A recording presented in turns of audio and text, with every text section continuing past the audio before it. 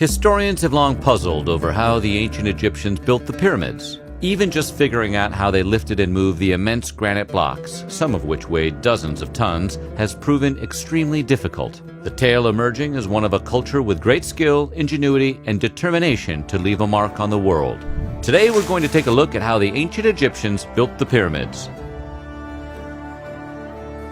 The pyramids of Giza were constructed over 4,000 years ago, so it's natural to assume the passage of time is why the methods behind their construction remain so mysterious. While that's partially true, scholars now believe that it's also likely the ancient Egyptians deliberately tried to conceal those methods. Egyptologist Kara Cooney points out that, as much as anything else, the pyramids were works of propaganda. Part of their purpose was to prove the otherworldly and godlike nature of their kings. The sense that these structures were impossible for mere mortals or other rulers to build was a key part of that illusion, so concealing the secrets behind their construction would have been paramount. For many people, the first question that pops to mind when contemplating the construction of the pyramids is, how did they move those giant stones? The answer begins right in the quarries where the granite was taken from. The quarries were filled with natural obelisks of rock.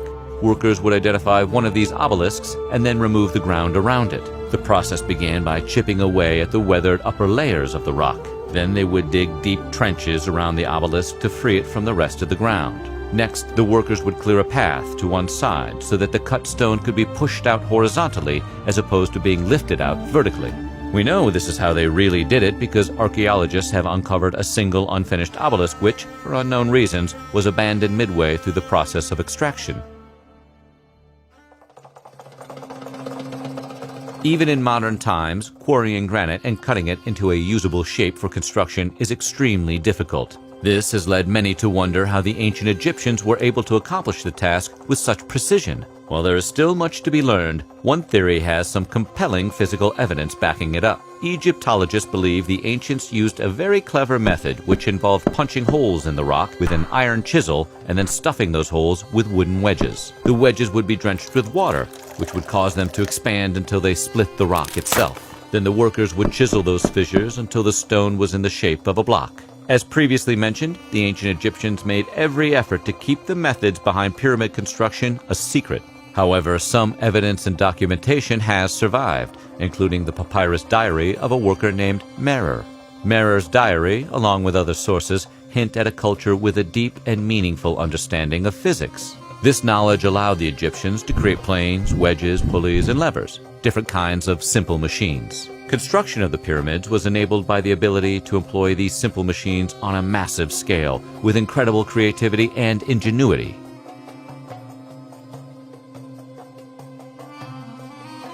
Once the massive obelisks were cut from the ground, the workers faced an even bigger challenge, getting the blocks out of the quarry. Scholars have long wondered how the ancients were able to lift these blocks, which could weigh dozens of tons, without the use of advanced machinery. Recent archaeological discoveries at an alabaster quarry in eastern Egypt suggest that the workers used a simple but ingenious ramp and rope system to move the blocks. It worked like this. An upwards ramp was built with an adjacent staircase on both sides. Posts would be set into holes dug into the staircase at regular intervals. The block would then be placed on a flat sled. Finally, the workers would attach ropes to the block and pull them over the poles, using them as axles. The net effect was to cause the block to slide up the ramp. While it is important to note that this evidence comes from a quarry that was not used in the construction of the pyramids, it's still likely that the same methods and technologies were used. Quarrying the blocks was extremely difficult, and lifting them out of the quarries even more so. But those challenges were nothing compared to what came next, transporting the quarried blocks across miles of desert to the construction site at Giza. The task was daunting, but they figured out a way to make it easy by using toboggans.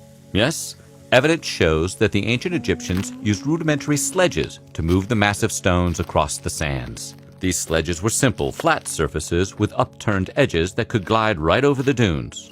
Well, almost. The extreme weight of the blocks complicated the process by causing the sledges to dig into the sand. But once again, the ancients had a simple but effective solution to the problem: water.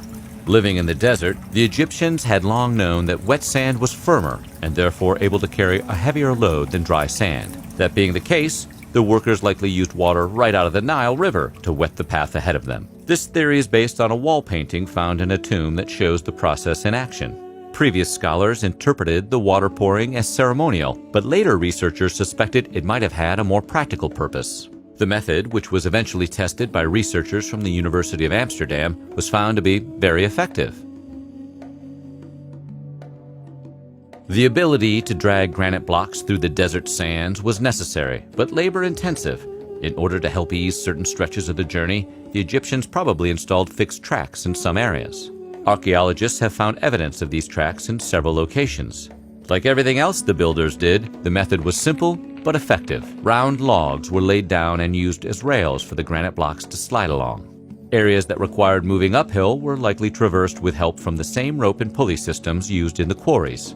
These sites have also yielded traces of oils and animal fats, which scholars suspect were used as lubricants. While heavier stones needed to be moved over land, lighter blocks that were 15 tons or less were often floated to their destination. The papyrus diary of an Egyptian official involved in the process refers to a series of canals connected to the Nile that were used for precisely this purpose. The diary records that wooden boats lashed together with ropes would be used to ferry the blocks from their quarry in Tura to the plateau at Giza. While the designs of the canals were sophisticated enough to include artificial ports for loading and unloading, they only functioned during the summer when the Nile was flooded. Despite all of this information, there's still so much we don't know about the construction of the pyramids. One of those things is the design of the ramps that were used to pull granite blocks from quarries and elevate the blocks into place once they reached their final destination. Scientists have suggested numerous possibilities for the design of these ramps, from the incredibly simple to the surprisingly complex. Each of those suggestions have pros and cons, but in the absence of additional evidence turning up, there's no current basis on which to determine once and for all which might be right. Some of the best evidence we have about the ramp construction comes to us very recently via modern technology. A high-tech scanning process known as muography was used on the Great Pyramid of Giza. The scan detected a mysterious deep gap in the pyramid that some theorize is the remnant of a construction ramp that was used to build the pyramid from the inside out. Because the area is virtually inaccessible, archaeologists have not yet been able to examine it more closely. Questions still remain about how some of these lighter stones might have been moved when the Nile wasn't flooded, or for the construction of pyramids not located near water. Joseph West of Indiana State University has a guess. West theorizes that if the Egyptians attached 3 rods to each side of the blocks, 12 in total, it would transform the block into a dodecagon that could easily be rolled up the ramps. He tested his theory with an experiment which showed that the method not only worked, but significantly reduced the effort needed to move the large blocks around. How significantly? Enough so that a single person could push the block a considerable distance. However, while the concepts involved were known to the Egyptians, and their knowledge of physics made it plausible they could have figured it out, there is no direct evidence they used this method. Going back to the days of the Bible and Herodotus, it is believed that the pyramids were built on the backs of hundreds of thousands of slave laborers. Modern archaeologists, however, aren't so sure. Evidence gathered from the tombs of the workers suggests a fairly different scenario. First, there were far fewer workers than were previously believed. Rather than number in the hundreds of thousands, scholars now believe the number was closer to 10,000 or so. Moreover, those workers were clearly of a higher social status than that associated with slaves. Combined with the evidence of the technology and ingenuity used in the transportation of the materials and construction itself, Egyptologists now believe the workers who built the pyramids were highly skilled, creative artisans.